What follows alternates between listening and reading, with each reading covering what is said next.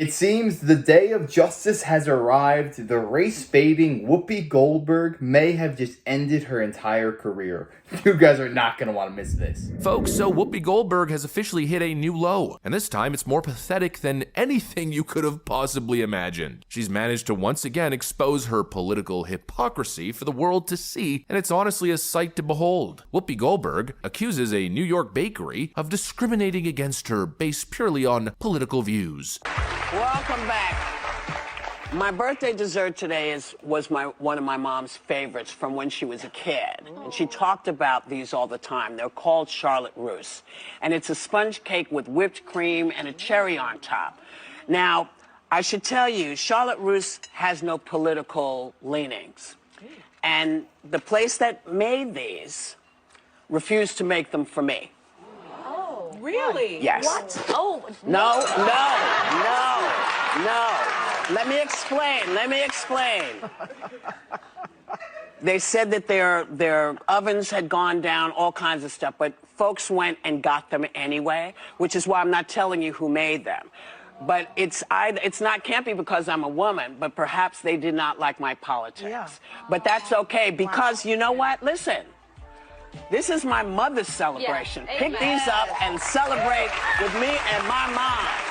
Thank you, everyone, for celebrating my birthday today. I want you all to have a great day. Take a little time to enjoy the view and never let folks get you down. So that's the accusation. Let's break down exactly what happened here. Whoopi Goldberg, in her typical melodramatic fashion, claims that a Staten Island bakery refused to serve her because of her political beliefs. Yep, as per usual, Whoopi, a multi-millionaire with a cushy job on The View, I mean, it's her job to sit there and say the dumbest things you've heard all week, and she gets paid millions. Well, she decides to play the victim card and claim that she's being discriminated against by a lovely family that makes cupcakes. And of course, like I said earlier, here's the kicker. Apparently, it was a blatant lie. At least that's what the other side's saying. The family that owns the bakery came forward recently, and here's what they revealed. Here's what they said happened, their side of the story.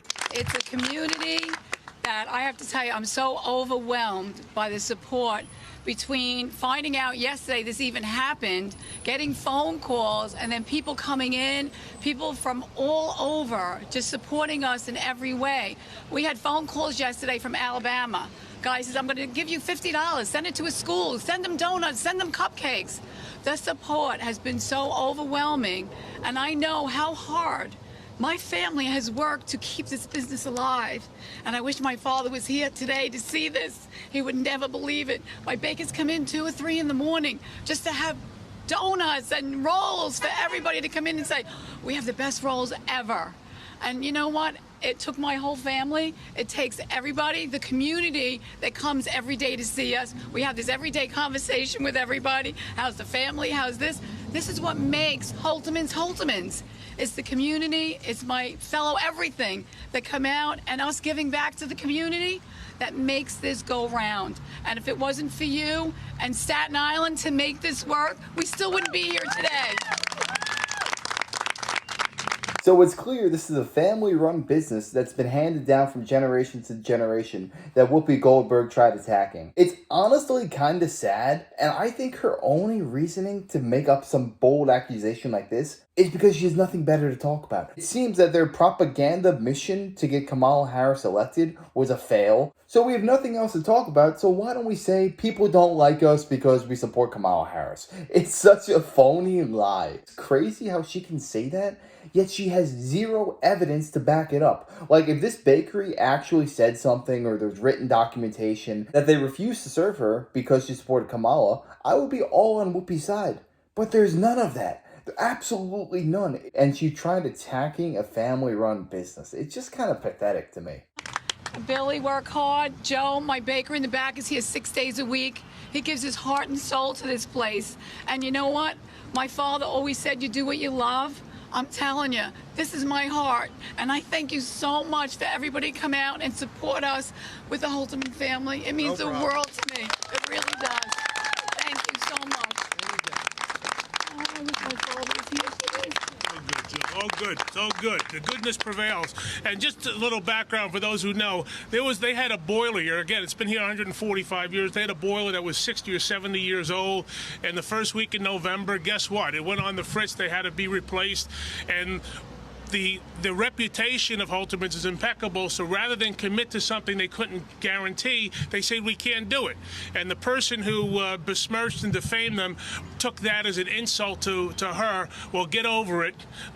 This family will be here for, God willing, another 145 years. And as Jill said, it's her family, it's the Staten Island community, it's the elected officials. And I hope if you're watching this across the country, go online and order something. And Yeah, apparently they refused her service not because they don't like her politics, but because one of their ancient boilers broke down. That's right, a mechanical failure was the reason that she couldn't get her pastries, not some anti-progressive conspiracy, just a broken boiler. They felt as though they wouldn't be able to deliver, and so they said, sorry, we can't do it. But in Whoopi's mind, she was discriminated against. She's the victim. You know, really crazy stuff, and what's fascinating is that Whoopi truly believes that conservatives, or anybody who leans right, are intolerant, that they regularly engage in this kind of behavior. But that simply isn't true. Frankly, I just think it's projection because that's how she and her liberal friends in the liberal echo chamber operate. It's her political side that's obsessed with canceling, boycotting, and ostracizing anybody who disagrees or thinks differently or doesn't conform to the groupthink. Just think about it. Just last week, Whoopi and her sanctimonious co-host on The View encouraged their audience to skip Thanksgiving if they were invited by family members who support Donald Trump. Turns out every holiday season, political talk can be a tough topic to get into.